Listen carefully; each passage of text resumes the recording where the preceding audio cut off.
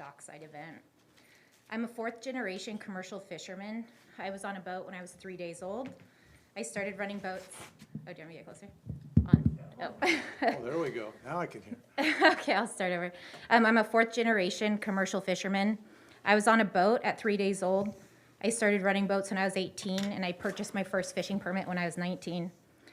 After starting my own fishing career, it became quickly apparent that if I wanted to make a living in this industry, I was going to have to do things a little differently. The cost of boats and permits has significantly risen compared to my previous generations, as well as expenses climbing as the salmon runs decline.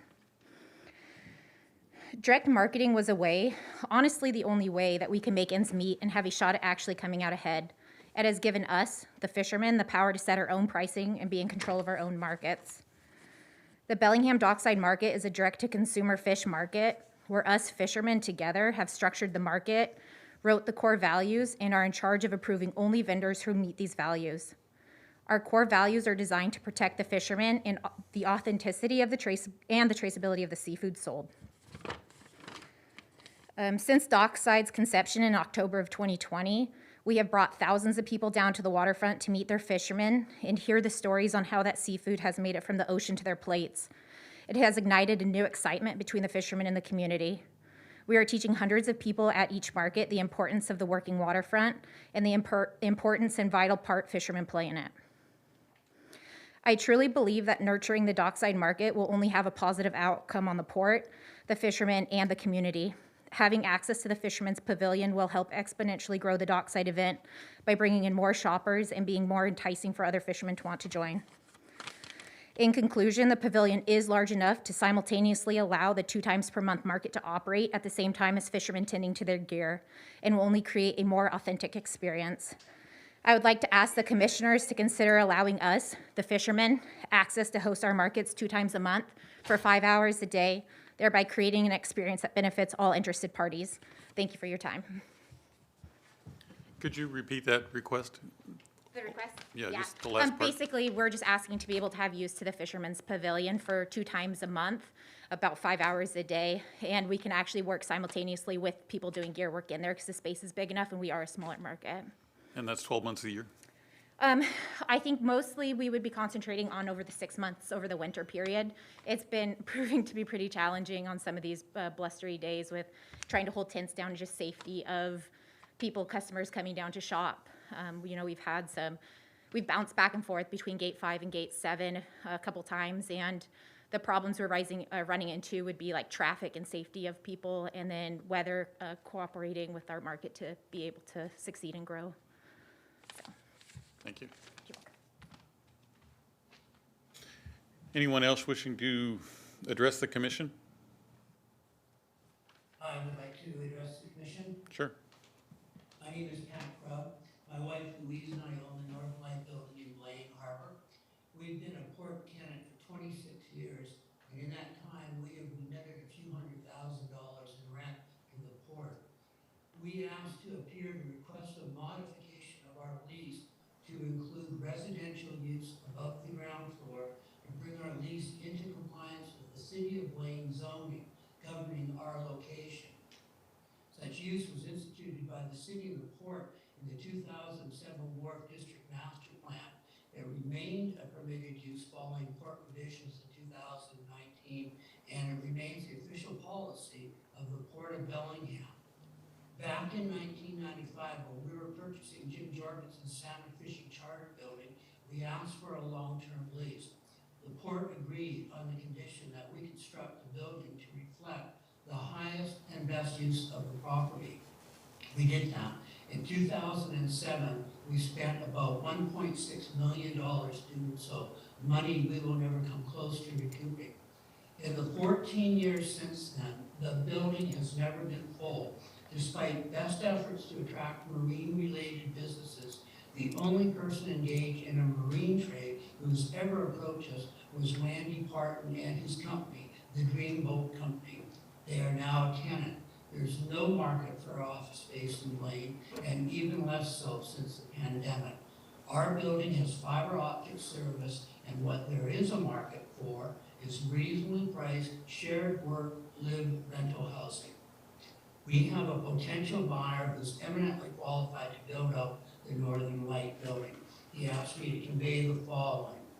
I want to build out in a manner that will make the entire building symmetrical. It will cost millions and will be a beautiful addition to the port. I want to build a restaurant on the bottom, which will be very welcome to all who work and use the port. Any concern that I'm going to build a bunch of condos is misplaced. There will be no gentrified condos. As it's written, the allowable uses in our lease include, quote, multi-tenant, office, retail building, including such other commercial uses that are consistent with the City of Blaine zoning code for which the premises are a part, end quote. Commercial residential rentals are consistent with Blaine zoning. I note also that in the Maritime Land Use Policy adopted on November 2nd, our building was specifically carved out from its provisions. After delaying our request from August until after the election, we were told commissioners did not want it on today's agenda, as they had already discussed the matter. We were curious how this decision was made. Other than a discussion during an executive session on January 5th, according to your former director of real estate, our request has not been heard in open session, nor has it ever been formally presented to commissioners.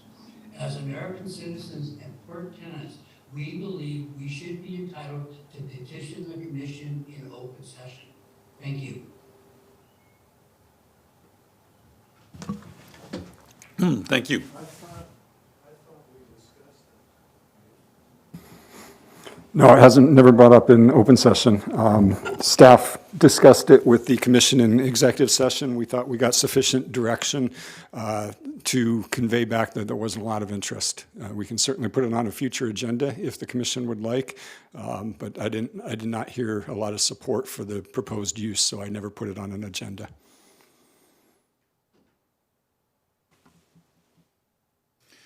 Are you going to be around for other business, Patrick? Are you going to stick around and watch?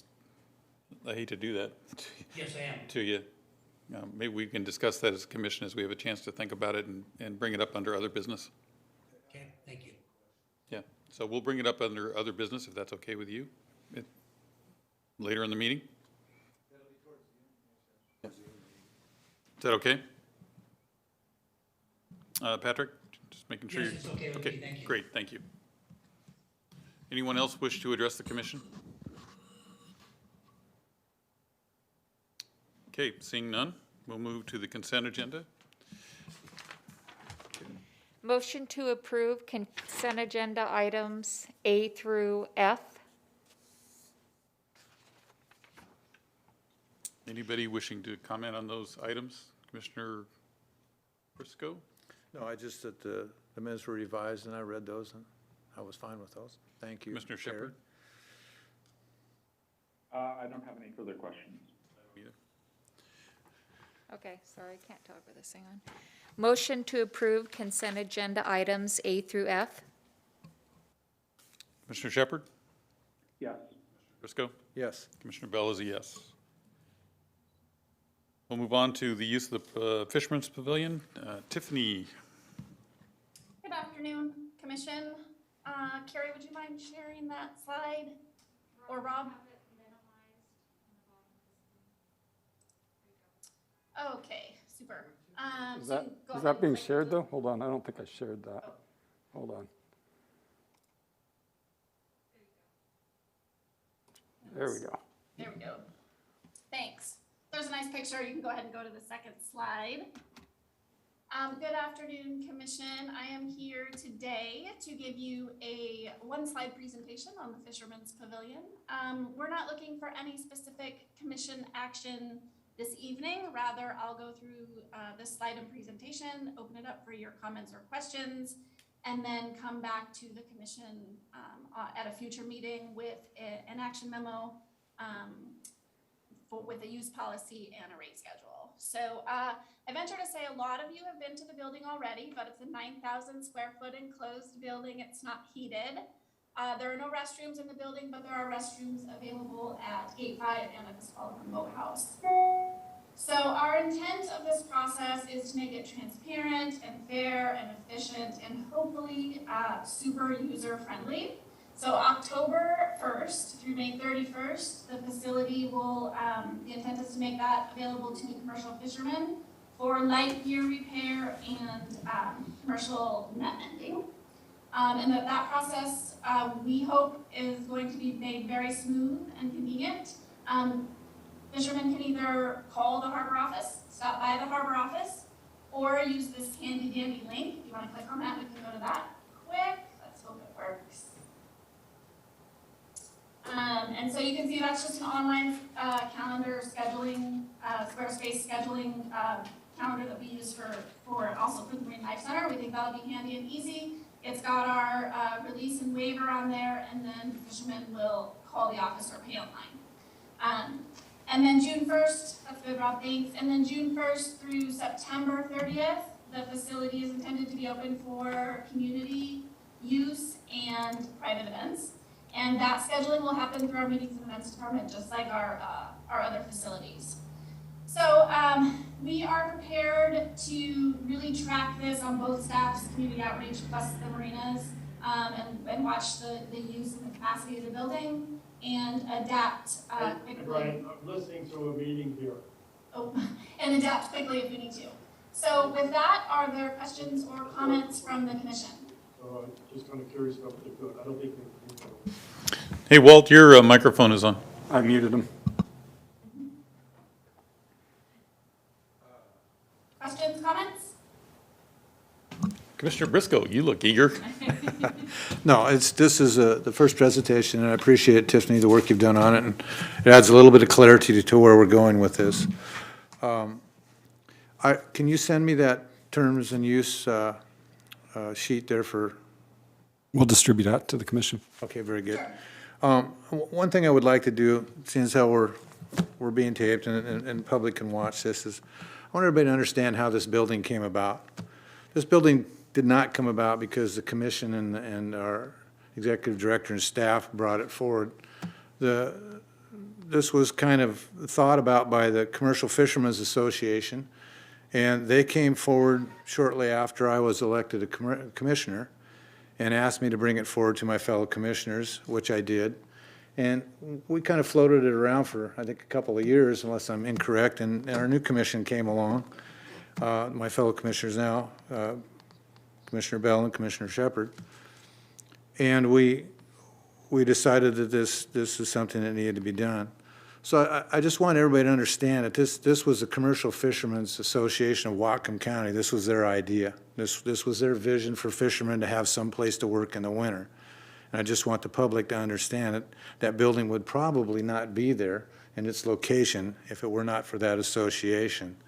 So the port's glad it's there. We're glad we have it there for people to use in the times mentioned for events and so on and so forth. And this commissioner, in my eyes, what's going to go on is the first year is going to be trying to figure out how exactly best we can use that building. But it will be used as stated by Director DeSimone, and it will be fine-tuned from there on out. So nothing's in concrete, but I wanted everybody to understand how this building came to be. Thank you. Mr. Shepard, do you have any comments, questions? Yeah, I think that is a good point Commissioner Briscoe made. I'd just like to make sure that the decision-making process happens collaboratively with that stakeholder group. I also recognize the important role the Commercial Fishermen's Association played in seeing that building created and encouraging and really wanting to have a space that worked for their needs. And so if I love the Dockside market, it is such a great institution, and I really believe that it has benefited us, and I want to have more discussion about that organization and their success in the future. But I do want to make sure that it's a collaborative process that we have with both of our stakeholders together. Is that it?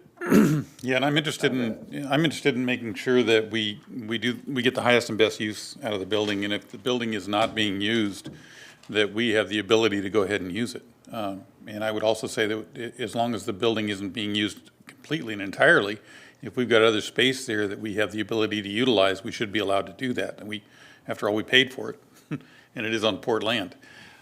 So I do believe that the port should take a good hard look at how it's being used, especially in this first year, how often it's used, what areas are being used and utilized the most and what areas are not, and come to the table with an agreement that if it's not used 100% during those time periods, there's other ways to go about it. And I mean that in both capacity of the building and in time frame. So if it's not being used 100% of the time, 7 days a week, 24/7, we're going to have days of the week that we're going to be allowed to use it, but also interior space. If it's not being utilized 100%, there are going to be parts of that building that can be used for other things, and we should take a look at how we can utilize that. It's in too good a spot, and it's too good a location, too good a place, I think, for the public. So I would love to see us figure out how we can make all that work. So we got some work to do here, Commissioners. The staff will get busy with the Commercial Fishermen's Association. We've met with them several times. We'll keep making progress there. You're absolutely correct. It's an incredibly gorgeous building with great views. It's a perfect venue for events. It's not what it was built for.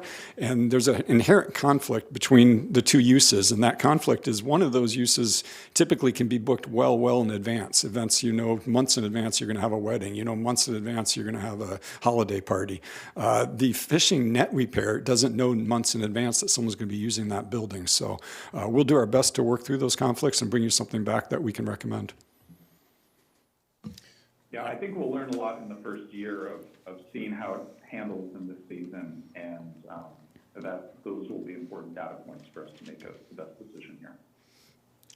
I'm wondering how that wedding on a Saturday is going to play out after the fishermen have repaired their nets on a Friday night. And you come in there and the floor isn't exactly pristine. That's the conflict I was speaking of, Commissioner. You just nailed it. It'll be quite fragrant, as nature is. Seafood on the menu. Okay, thank you for that. We'll work on the reservation and sharing the use as best we can and come back to you. Thank you. Thank you. All right, now we're going to recess the public meeting and open a public hearing on the 2022 strategic budget. Anybody wishing to speak to our 2022 strategic budget? Don't all go to the microphone at once. Anybody online wish to speak? Raise your hand or make yourself known by turning on your mic.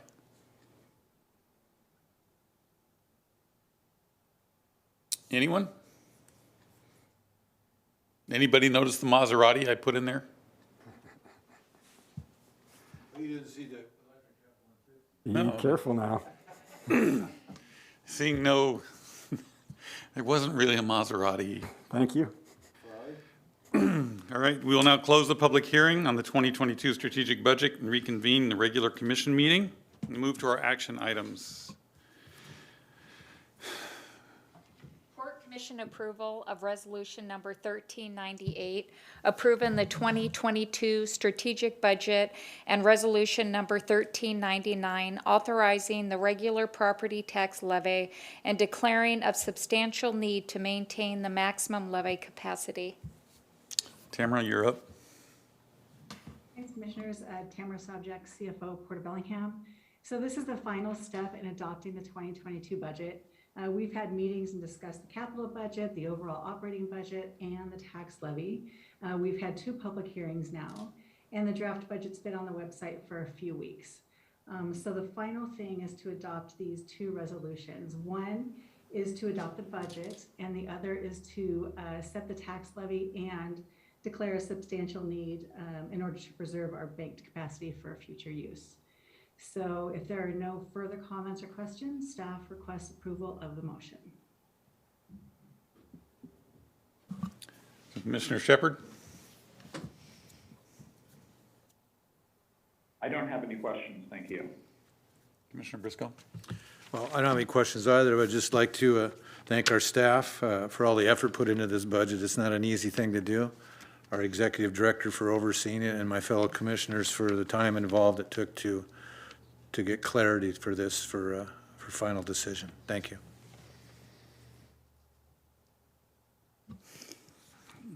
I have nothing either, so let's move to vote. Port Commission approval of resolution number 1398, approving the 2022 strategic budget, and resolution number 1399, authorizing the regular property tax levy and declaring a substantial need to maintain the maximum levy capacity. Commissioner Shepherd, I'm a yes. Commissioner Briscoe, Yes. make it a threesome. I'm a yes. Thank you. That was big. Thank you very much, and let's go to number 2. Motion to authorize the Port of Bellingham's executive director to execute an indefeasible right of use, an IRU, between Sound Internet Services LLC, DBA Pogo Zone, and the Port of Bellingham. The purpose of this partnership is to extend an open access fiber network that will provide affordable, quality broadband service to underserved and unserved members in East Nooksack and North Mosquito Lake Road area. Gina? Well, good evening, Commissioners and Executive Director Fix. I apologize. I really hoped that I would get to be there in person, but Mother Nature had other plans, and so I'm kind of flooded and locked in at home. But I'm so excited to bring this before you guys. And to give a little background, this was a project that we've been working on for a while. And when I last gave you guys an update, I talked about how we went before the CURB board, which is a Community Economic Development Revitalization Board, to get a change of scope in order to use public funds and divert them to East Nooksack and to North Mosquito Lake Road, and to utilize that funding to serve our community members who are unserved and underserved in broadband. And so what I'm bringing before you is an agreement and true partnership between the Port and Pogo Zone in order to expedite and to get fiber strung and get service to these community members in a very, very timely manner, and still maintaining our goals, our strategies, and our objectives. So I have just a few slides where I want to just again remind you guys of the area that we are serving, and to just on a real high level go over some of the bits about the IRU, as we like to call it, because the indefeasible right of use is a little too long. It's a mouthful. So Carrie, do I have the ability to share screen? Yes. Thank you. What happened to the finger? Oh, you know, I got into a scuffle with my pups. It was complete accident, and they feel horrible about it. So, yeah, I ended up losing a bit of a knuckle, but it's all good. You just rub some dirt in it, and we're all good. Okay, so can everyone see my screen? Yes. Yes. All right, perfect. So this is what we're calling segment 1 area. So this is our East Nooksack area. And of course, we've named it because it's just east of the city of Nooksack. We are passing about 456 homes. And as it's laid out, we'll be approaching this project in phases, going after some of the larger phases first so we can serve those families and those community members first, and then kind of then going to the smaller phases. And then next, this is the Mosquito Lake Road service area. And again, this one is just right off of where our original service area was. If you remember, our original area was to go out Mount Baker Highway to Glacier. So in this, we're going slightly out Mount Baker Highway and then turning down Mosquito Lake Road, which is a truly unserved area.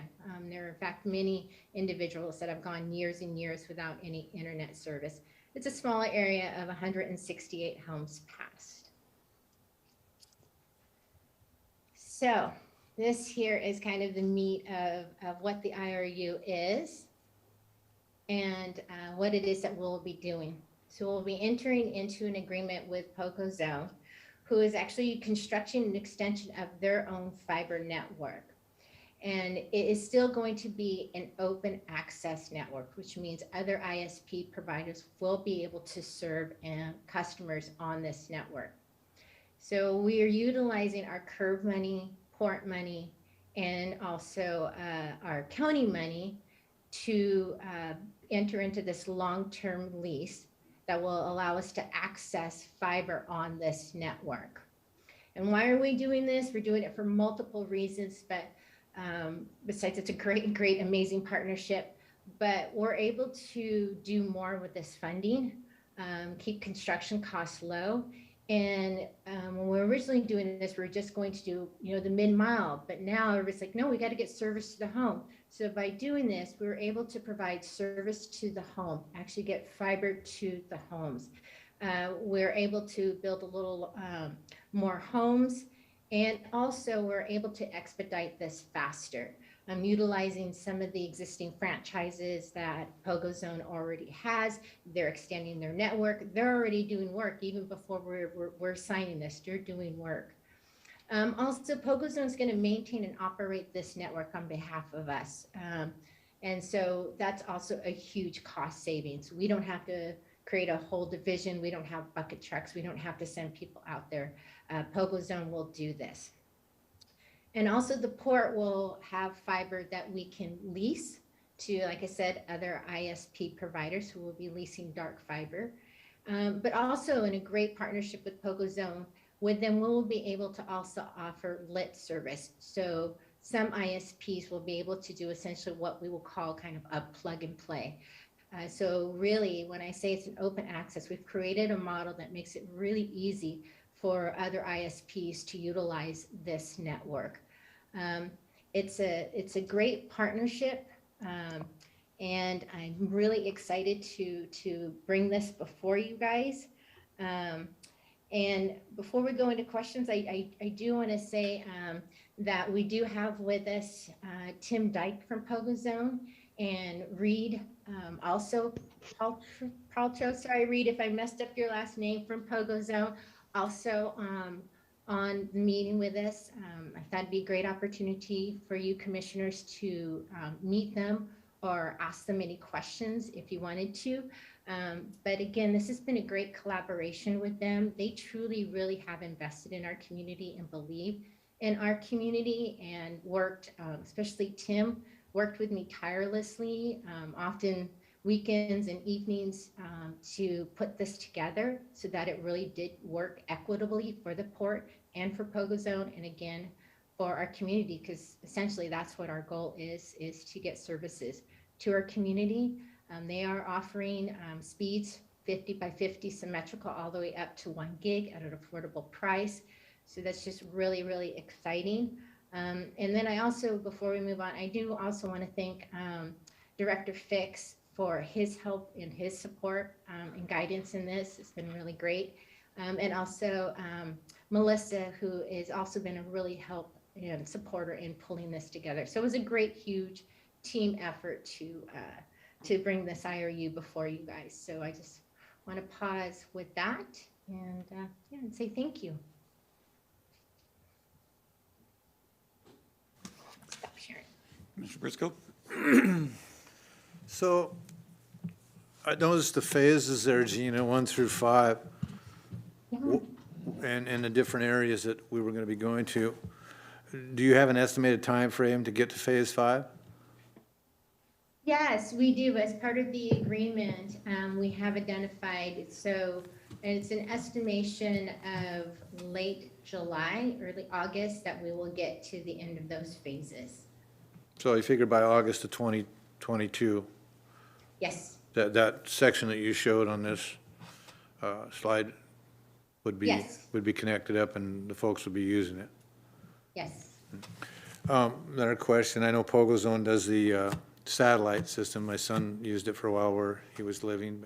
So are they just putting fiber in the ground now, or did they have existing fiber in the ground? They did have existing fiber as well. So this isn't their first,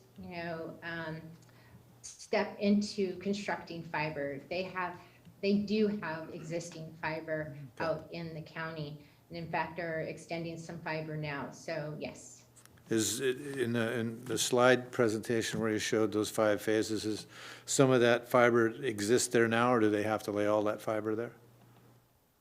So a majority of it, they will have to lay new fiber, and I do believe either if Tim, if you're on here, I welcome you to jump in and help as well. But Sure. yeah, how about you answer, Tim? Okay, that sounds great. Good evening, everyone.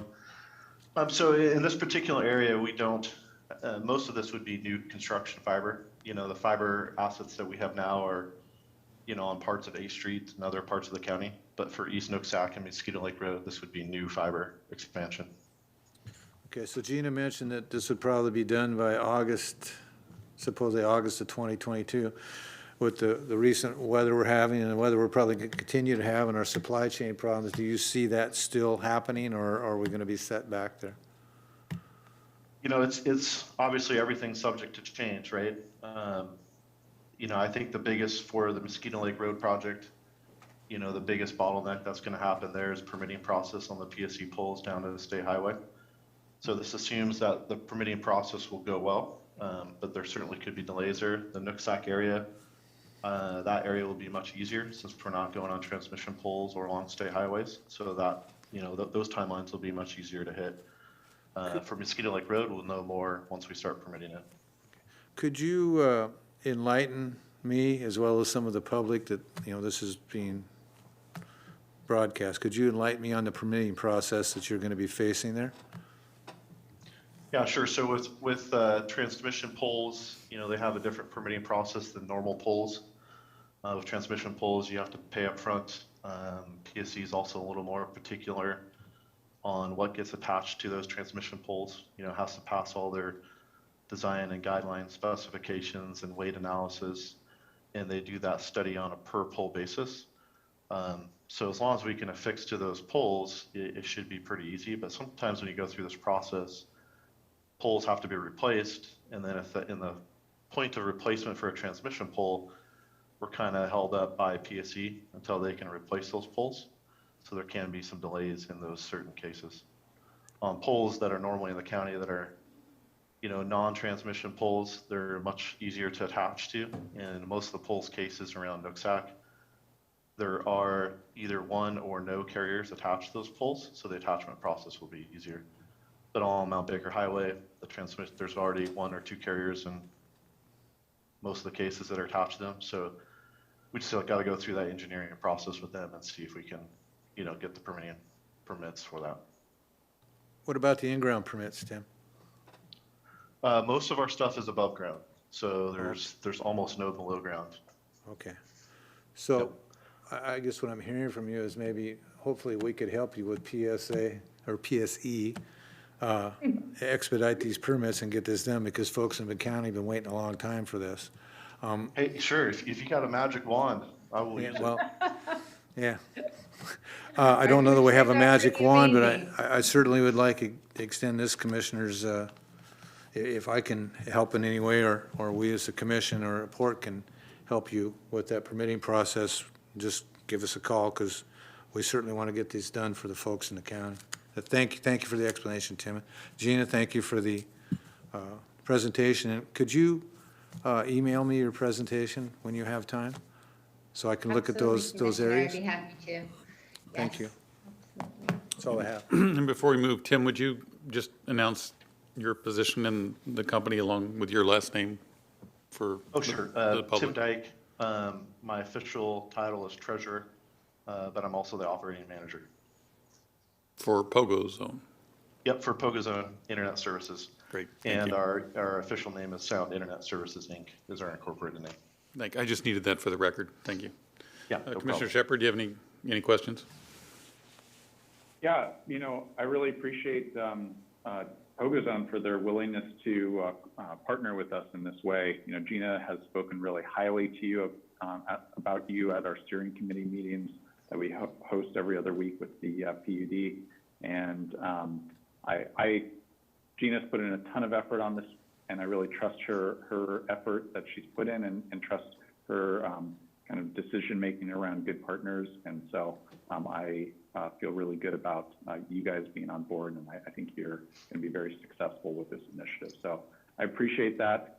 You know, the steering committee has been working on this as well, and I want to thank Commissioner Grant and the other steering committee members for their help to think through these issues as well, and will continue to do so in the future. And just my last comment about the phases is I wanted to reiterate that they are not only scheduled for 22, but they're also paid for. And so that being paid for really is a partnership that we've been able to have with the state, with the county, with utilizing port resources, and doing this private-public partnership. And last is, I think this is going to get attention. It's a innovative and kind of groundbreaking approach to utilizing our resources in the fastest way possible, and at the same time navigating a really complicated and rapidly changing landscape around broadband. And so Gina and the rest of the team have just, and I'm sure PogoZone has been there with us, just juggling this infusion of money and challenges that have been acutely identified with the pandemic, and making something happen for the community. So I think we're going to get attention for this, and there will be other groups that are going to be able to learn from this pathway that we've charted. That's it for me. Thank you, Commissioner Shepherd. And so if there aren't any other questions, then I just Oh, yeah. Oh, wait, just wait. You only got 2 out of 3. Oh, sorry, Commissioner. And I'm probably the one that cares the most about getting attention, so thank you, Commissioner My Shepherd. apologies. I didn't mean to get ahead of you, Commissioner. No, I'd like to know what the mechanism is, because I care deeply about, let me preface this with, I understand the market condition is not necessarily going to be conducive to competition. And allowing other ISP users is not necessarily going to be cost-effective for another ISP user to come out. But I would like to understand the mechanism by which another ISP user might come in and access this line to create competition, if that were the case. And is that something you want me to answer, or you want to answer it? I will go ahead and answer that. You know, and that's again one of the amazing things about having this partnership with PogoZone, because they cared about that as well. And that's why we decided to have 2 mechanisms, right? So an ISP can do a lit service, or they can do the dark fiber, right? So if they utilize the dark fiber, then they can certainly put more of a capital investment up front, put their network equipment on there and do it. If not, it's a lower upfront cost, and they can go to the lit side and then serve the customers. You know, everything is not perfect, right? And so we do understand that we face challenges because it's an extremely rural area, right? There is 654 homes. So given that, we understand that it's going to also take a lot of communications with some of the other ISPs and letting them know, because it might be kind of a little bit of like, how is this going to work? So it's going to take a lot of communications with the other ISPs to encourage them to utilize this network. But at the end of the day, you know, we are providing them an access directly to the consumer, fiber to the home. They don't have to build fiber to the home. If they want the dark fiber, then we will then, with PogoZone's help, give them a fiber drop. If they don't want that, then they can go with the lit service. So I think that we, on our end, have done everything we possibly can do to make it a conducive environment, to invite them to participate and be competitive. So, you know, beyond that, it's up to the other ISPs to participate.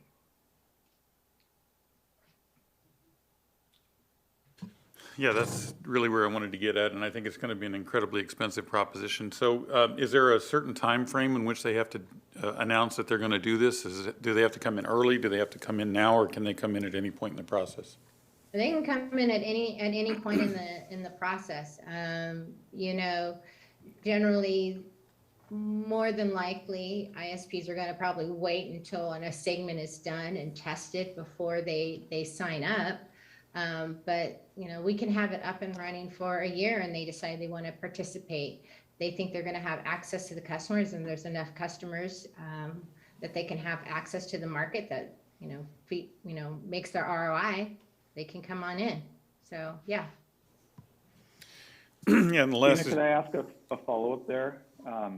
What Yeah. did Mount Vernon see with their network in terms of how long it took for their ISP providers to go from kind of 0 or 1 to the 9 they have now? Do you know that?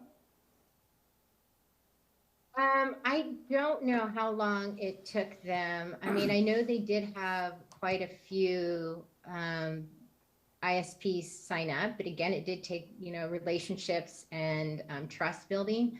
And they also, in Mount Vernon, have a lit and dark fiber option as well. And they do now have quite a bit. I don't know exactly how long it took them to get it, but, they started this way back in 2001. And they have quite a few ISPs on their network and still continue to have ISPs, I think, that want to participate on their network. Commissioner, I know the early years, they only had a couple, and they only just recently went to 9, so it's taken them quite a bit of time to get up to have that many, but they did come out of the gate, I want to say, with 2 or 3 right off the bat. Yeah, this is Tim from PogoZone. Just to add to that, we were kind of, I would say, one of the latecomers onto the City of Mount Vernon fiber ring, and even though we were the latecomer, we've become the largest provider out there. So I think, what I'm trying to get at is whether you're at the start of the gate or end of the gate or middle of the gate, I think it's up to each ISP to kind of drum up their own business for themselves.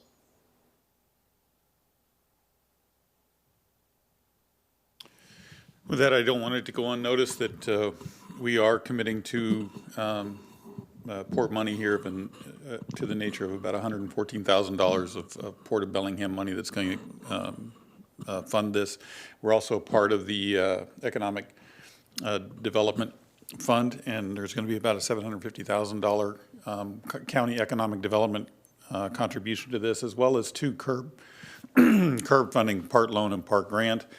In total, there'd be just short of $2 million that's going to go towards this effort, and that's not insignificant because we are committed to this, but I just want to make sure that everybody knew that the port is committed, as well as from the EDI board, as well as from the port itself, putting our money where our mouth is.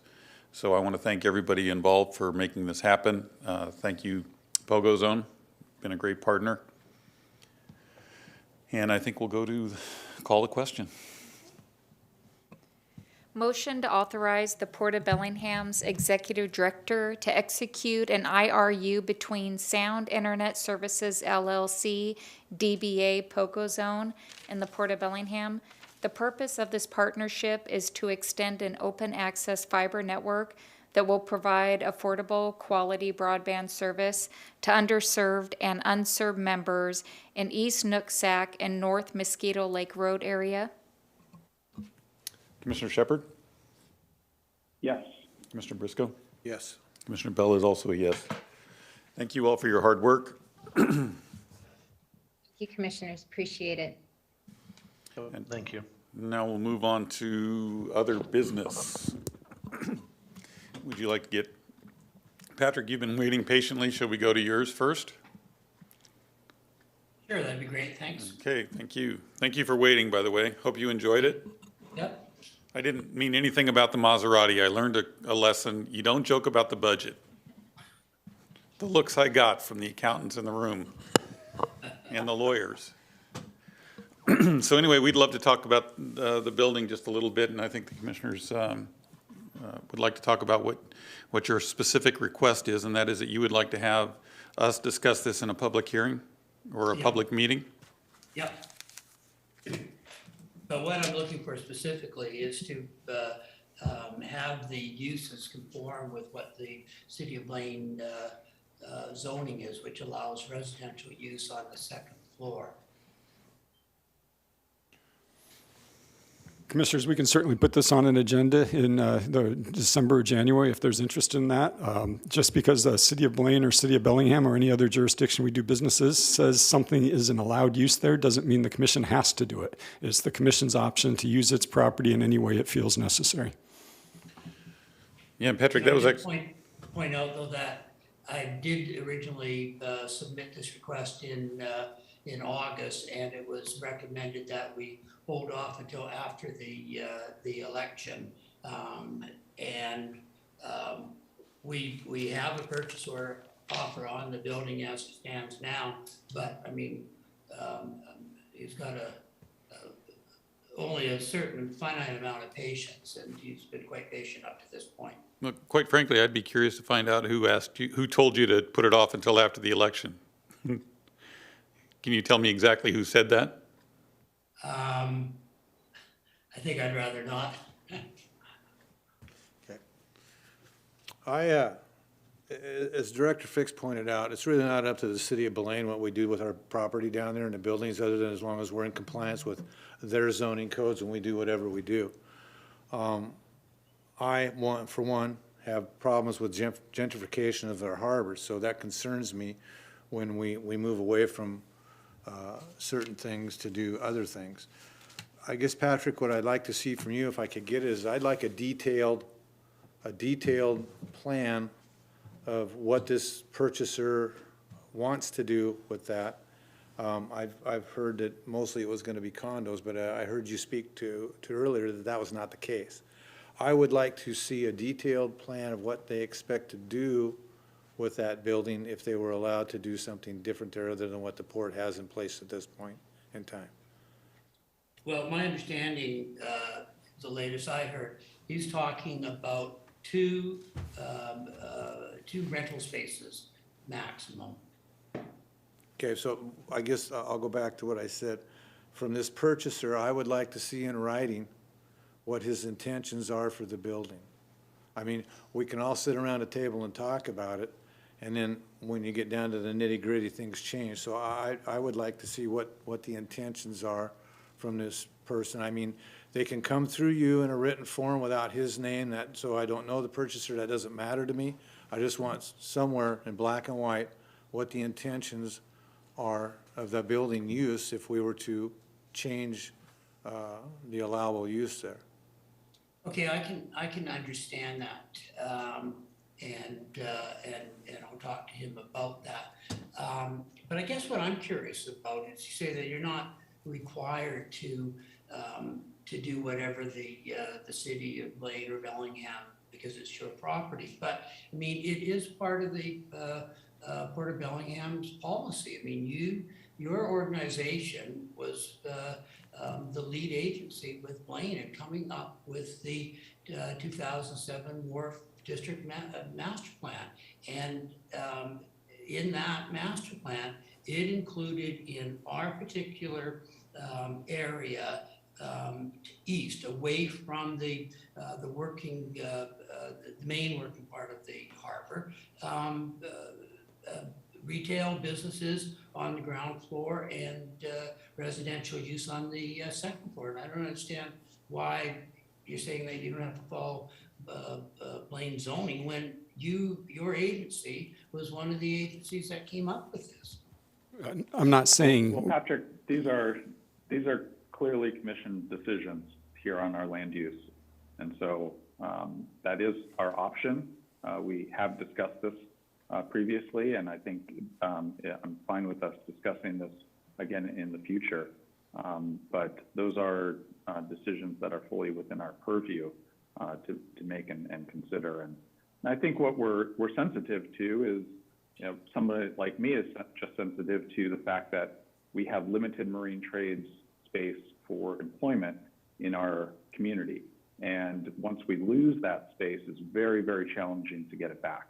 And so we're trying to balance competing needs here within the opportunity for you to do well and the unknown of a potential second buyer who we don't know their plans. So I think I appreciate what Commissioner Briscoe brought up, and just trying to explain some of my thinking on this and how we've been trying to wrestle with it. I understand that, and I commend the Port Commission for their new policy on preserving waterfront property. But I think that's commendable, and I'm in agreement with that. But I think there's also other places we can be as well and still achieve all of that.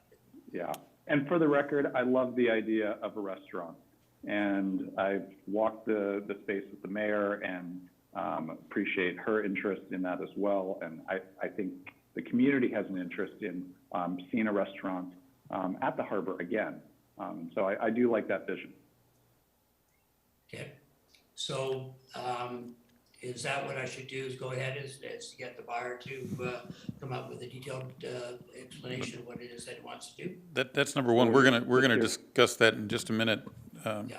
So I've just got a couple of things too. First, I just want you to know that the election had nothing to do with it.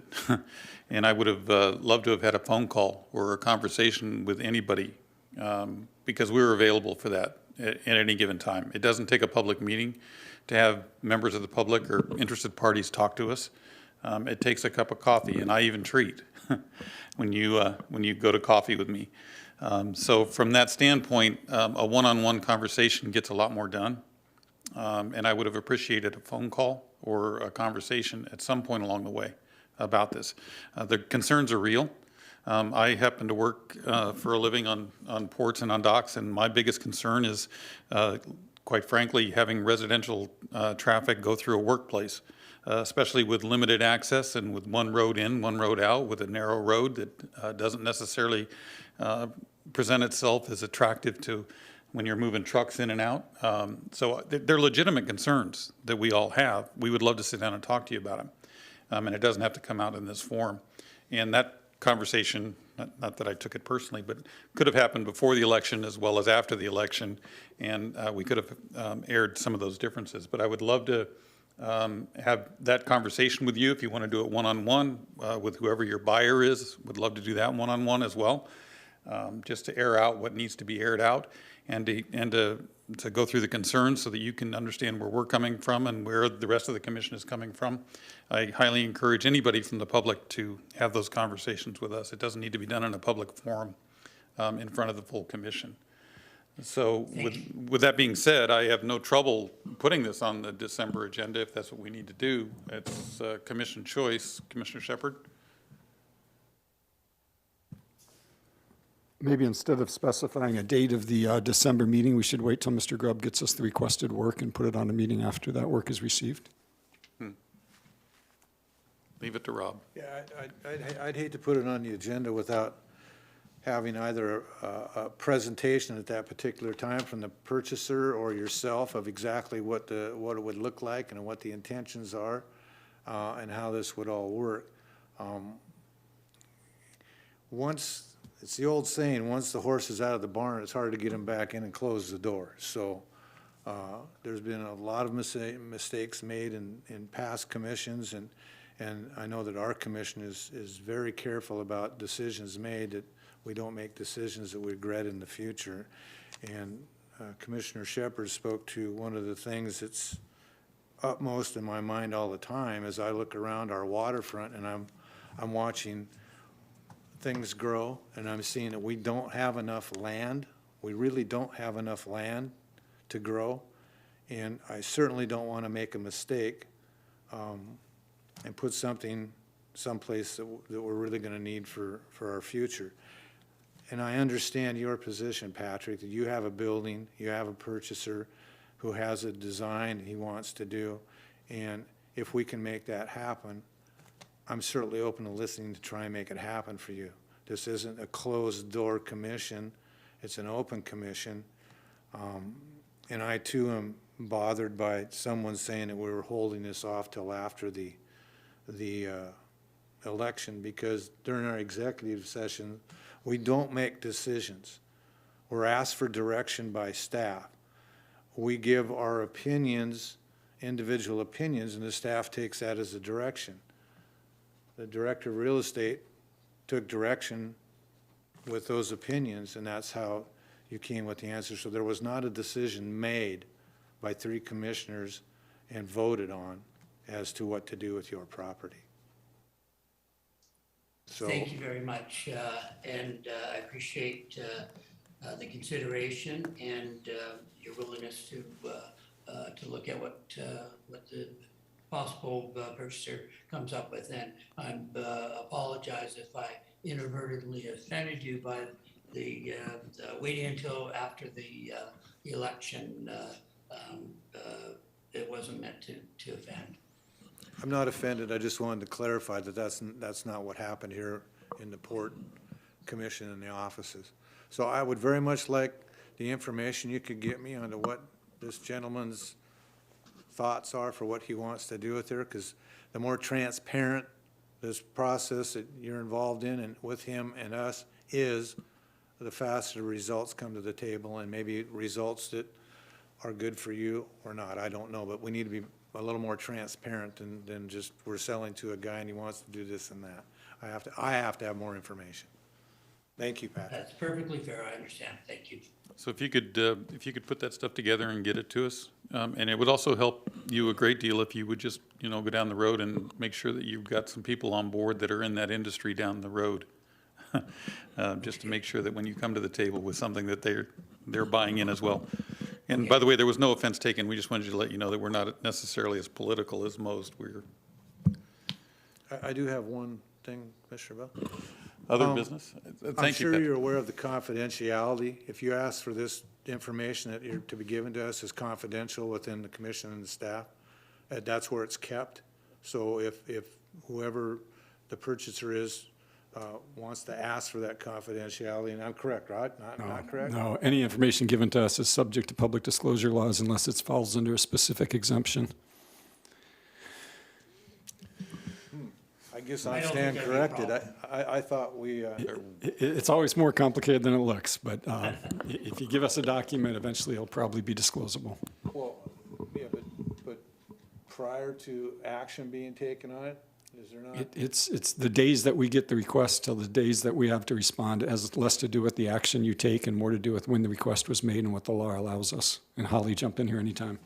Commissioner, I suspect that what you're getting at is the deliberative process exemption to the Public Records Act. But that shelters some documents, but only in certain contexts. So we'd have to take a look at it on a case-by-case basis. So in a purchase situation like this, there's no confidentiality? Generally, no. I stand corrected, Patrick. I don't think that'll be an issue anyways, All right, very good, thank you. but thank you for considering it. So much for the senior member of the commission. Anybody Hey, else? I heard we could do anything we want, right? Any other business? Commissioner Oh, Briscoe? yes, I have some, Please, okay. indulge. Thank you, Patrick. Thank you very much. I've been kind of gone a lot fishing and pandemic stuff, so I've kind of held off on some stuff I've been thinking about quite a bit, some stuff that's come up recently. One of the things that came up this summer that I was questioned to is, and I'm not sure how we got to this, and maybe I've forgotten, but One Ocean in Blaine that we leased the north or south pier to, when their lease was written up, and I'm not sure, because I don't recall this, I'm not sure when it was written up, there was a specific thing in there about non-sublease. They couldn't sublease, period. Correct. And why did we do that? Because Well, we typically don't allow tenants to sublease without your approval. Right. And the reason we do that is so that people don't take our property and speculate with it. So we wouldn't want to give someone a dock and then they just turn around and lease it for more money to someone else. No, I got that part, and I understand, all the other tenants have the leases, they can come to us and ask for a sublease. I've been told that this specific lease says that they can't even come and do that. I can, go ahead, I'll leave. If the lease itself says that there is no ability to sublease, that doesn't mean they can't come to the commission and have that discussion. It means that based on the terms of that document itself, that they do not have the automatic right to sublease the property. So we can change the document. So internally somewhere here, some staff told this person that they couldn't do that. So that needs to be corrected with the tenant then. Yeah, any tenant can come to modify their lease at any time, and we do an amendment to the lease, and that could allow them to sublease or not, based on the commission direction. Okay, well, that's what I was under the presumption we were doing, but I was told that they were told, no, they couldn't do that, so. I can clear that up with them if you want, that's fine. And then, liveaboards. We've, not necessarily with the liveaboards themselves, but we have some other provisions in our rules with the harbor, is if you have a vessel in here, you can have 14 days a month. When you come, say you come from Montana to your boat, you can stay on your boat and work on it, so on and so forth. Well, human nature is always to find the best loophole they can on how to abuse that situation, and it's being abused in our harbors. And our harbor masters really don't have any clout to do anything about it. It's kind of a, okay, give me an address where you're gonna live if you're not on the boat. Well, they can give Joe Blow's address as long as Joe Blow's okay with it, and you make a phone call, yeah, they live here. So anyways, things are being abused, and there's really probably not a whole lot we can do about that. However, some of the folks that are, what do you wanna call them, sneakaboards or whatever, we've had problems with disruptions in our harbors, and some of our liveaboard tenants, there's been some disruptions, and the law enforcement's had to been called. So this is food for thought for my executive director and my fellow commissioners. I would like to talk about at some point in time here, when we put something together, is I want background checks on all future liveaboard applicants for any of our harbors or port property that they're gonna have boats tied or moored on. I think we're you know, many other businesses ask for it when you go to work for them. But I believe that we need to know who's gonna be living on vessels in our harbor before they're told that they can reside there in a home. And I don't know how we do that. I'm sure we're gonna have discussions about that. Because I don't wanna put my foot in a bear trap, but I think that we need to explore these options of applicants, future applicants, from whatever time moving forward, need to have we can do a background check on them before they're authorized to stay in our harbors. The other thing is if we have to keep calling law enforcement to come down to our harbor for the same individual over and over, I'd like to talk about putting in the 3 strikes you're out program. In other words, if law enforcement comes to your vessel, has to come down there and solve disputes and problems in our harbor where other people are trying to do business as well as live, they have to come there 3 times to talk with you. In my opinion, you need to pack your sea bag, put your stuff on your boat, start it up, and get out of our harbors. Because, you know, we'd like to keep harbors with some integrity. We'd like to not have to call law enforcement who are busy doing other things other than to come down to the harbor and tell somebody that they need to behave themselves. If you can't be adult enough to behave yourself in our harbors, I don't believe you belong there. So that's just for my fellow commissioners and the executive director to chew over. The other thing I'm starting to have a real problem with is, you know, people don't want to pay mortgage. I get that. So pretty soon somebody's got a sailboat, and it's mostly sailboats. There are some other older motor boats, but people end up giving them away. And they're giving them away to people that really don't know what they're doing with the boat.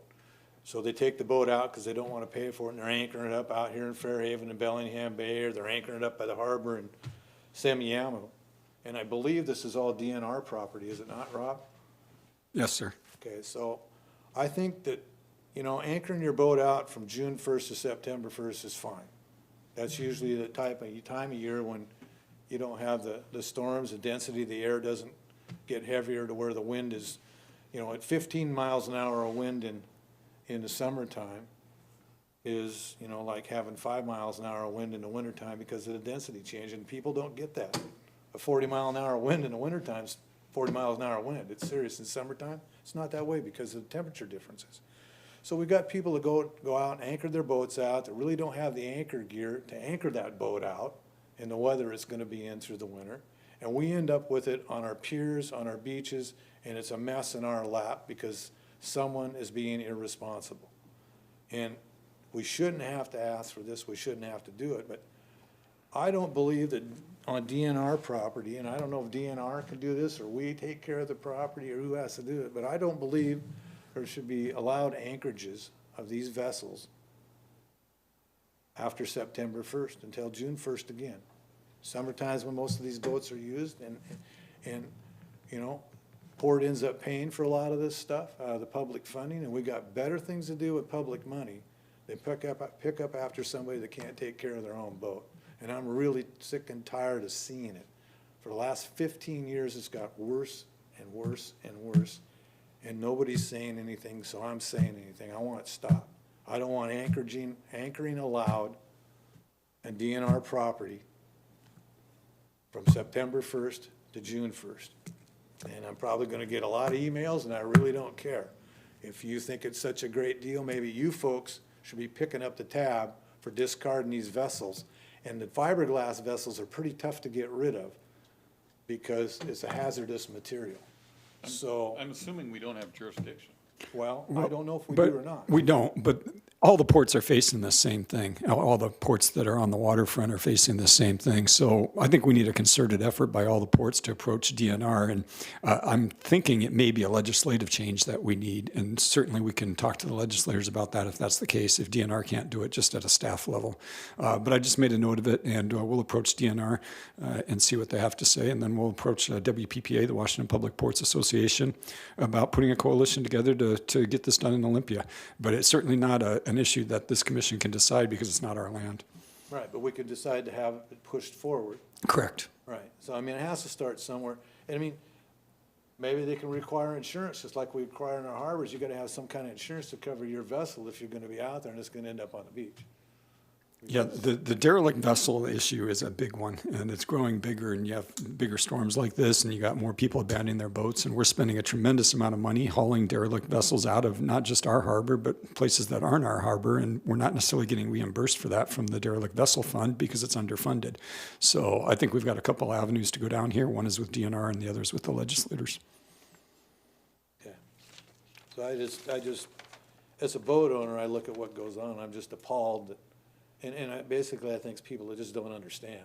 They don't understand what kind of anchor gear it takes to hold a vessel in those kind of winds and muddy bottom. I mean, they just don't get it. That's why they're all on the beach. Can I ask you a quick question on something you asked earlier? Okay. Do we have is it legal for us to do a background check on somebody who's going to live in Port? I believe it is. We'll look in to make sure it is, but I'm pretty sure it is, and Holly's nodding her head yes, so that's the law right there. So it's legal. And I want to make clear that I said future applicants. Okay, I'm not looking to go back and dig up the people that are liveaboards now, and this isn't an issue poking at liveaboards to get rid of them. I think they're a valuable asset to our harbors, I really do. I don't want to have to be calling law enforcement all the time to come down and settle disputes in our harbor. I don't think that is a very good deal. So if the commission would like, I can work with Tiffany and staff to develop a policy on background checks for liveaboards and a 3 strikes you're out rule. I'm in favor of that. I don't know how my fellow commissioners feel. Yeah, I'd like to look at that. I'd be happy to look at that. Bobby, I didn't catch, how long has this been a more pressing problem? Which one? The liveaboard. You know, in all honesty, it's not so much the liveaboards as it is we've got people, you know, and times are tough, I get it. People are living on their boats because they don't have maybe someplace else to live, I'm not sure. But it's being done illegally. Our harbor masters really don't have a whole lot of clout in that particular area. So I guess what I didn't say is, one thing I should have maybe said is maybe, now we don't want to do that. We talked about that, I can't go there. So the 3 strikes you're out thing isn't tied in with the background check. The 3 strikes you're out is on its own thing. If we have any tenant in the harbor, whether it's recreational or it's commercial, and we have to call law enforcement 3 times to deal with them, I want them to put their sea bag on the boat and all their stuff they got, and I want them to leave town. Folks need to start growing up. Commissioner, just from a staff direction standpoint, if we're building this type of three strikes rule into policy, I would just want to work with staff a little bit on that, because I suspect that there are certain things that you would want one opportunity on, not necessarily you get That could very three. well be. So legal can work with staff to make sure that we come up with a draft policy that comports with the law, but isn't so restrictive that that you get three opportunities, depending on what the issue is that law enforcement's needing to come out for. Right. Perfect. And then also it's at the discretion of the executive director and the harbor master is what goes on after three strikes, correct? Yep. Or, right, up at three, before three. Yeah, Even with, anywhere even along with the- zero, right? Because sometimes people are reluctant to call law enforcement for whatever the reason Right. is. Yeah. But I just think that, and Michael, to answer that question, it's a growing problem and it's getting worse just recently. And it sounds like it's more of an issue with unsanctioned liveaboards that have maybe been happening more recently. And, frankly, those are the kind of things I would like, our harbor master to be communicating to our executive director and to us when there are challenges like this. These are things that I would like to hear about. So if our harbor master needs to know that they can reach out to the rest of the team so that we are getting that information, that's something that I feel that they should be able to do. And I'd also like to point out that I suspect that if we took a look at the license agreements for these moorage customers, that there's probably a prohibition against living aboard unless they get the authorization of the port, so they would be in violation of their license, and that would be, you could terminate them just on those grounds alone. All good stuff, Commissioners. We'll come back to you with some policies, and we can have some more discussion then. I believe that's, let me see here. I think that's all I have at this point in time.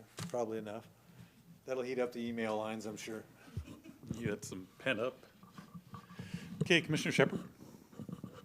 Yeah, I'm wondering if we could first get a report on the flood damage to our infrastructure and just how our properties have fared with this unprecedented weather occasion.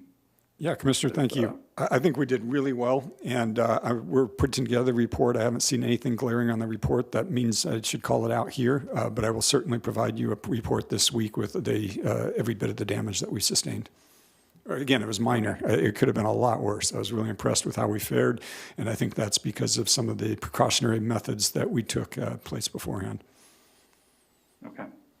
Well, I sat in on the briefing from John Garnett prior to this meeting, and just a couple, I'm sure there's some other people there as well. But his messages were, there's a lot of damage, at least $12 million plus.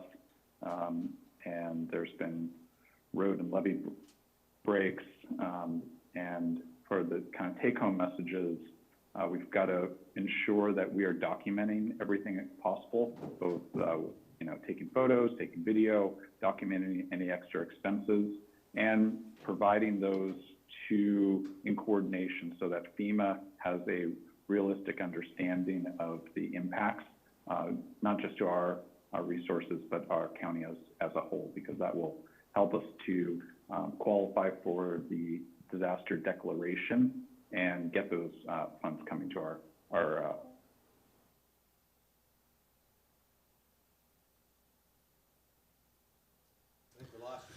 Well said, Michael. And on that note, the farmers are adding injury to insult because they took it on the chin again. Heard a number of cattle farmers lose livestock. Provide financial assistance. There are resources in the community for that. Thank you. Okay. And and my next one is, just when I seen this kind of damage, it makes me think about our climate action plan, and it's something that we have worked on previously, and I think staff has a good roadmap for wrapping that project up and bringing something to the commission for consideration.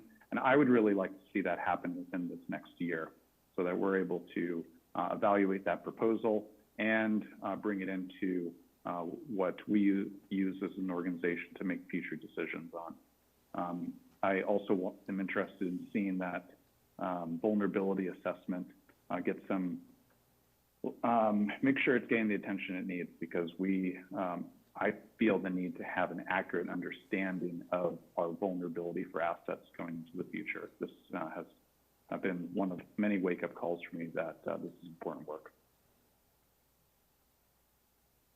Yeah, Commissioner, we have all that on the docket. I don't think it's going to be a case where we just come to you and present and we're done. I think this is going to be an ongoing process, but we've certainly got a lot of the stuff in the works as we're looking at it and evaluating it, and a lot of reporting back to you is coming.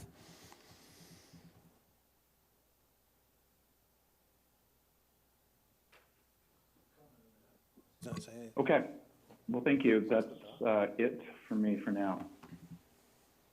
Feel free to comment. Yeah, I'm kind of thinking that we don't need a booklet that's rubber stamped and the door's closed on. This isn't an ongoing thing that has to be an open, have the basic plan, but it has to be an ongoing thing with the changes. I mean, things just, you can't just write a plan and then think you're going to stick to it for the next 5 years or whatever. I think it's got to be a basic straw man that we're adding to all the time as things change. I don't think it would be responsible to have just a plan. Okay, it's in the drawer, we'll pull it out if we need it. I think we need something that's continually talked about, and where are we at with it? I don't see a.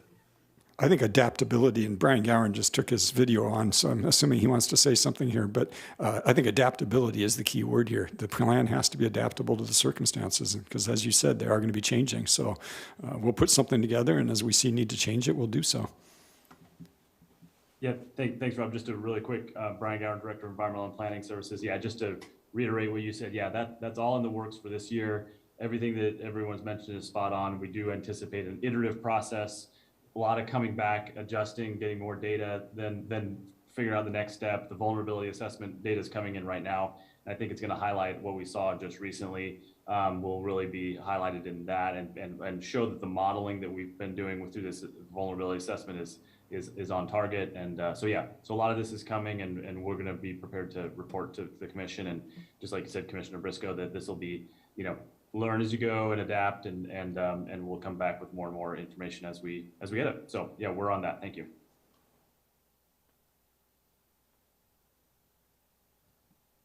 Anything else, Commissioner Shepard? Nope, that's it for me. Thanks. Okay, and I don't have anything else. I just wanted to congratulate Commissioner Shepard for his reelection, and a job well done. This is the first opportunity we've had publicly to say that, and yeah, thank you. And thank you very much. Coming back at you. And appreciate everything you've done. And I've also got to announce the committees. The Bellingham International Airport Advisory Committee, the BIAC, is going to be on the 18th at 4 p.m. That's this week. The Marine Advisory Committee is going to be December 14th at 6 p.m. That's the MAC, and it will more than likely be a Zoom meeting. With that, anything else from the commissioners? Anything else from Rob? Let's adjourn the meeting. Thank you.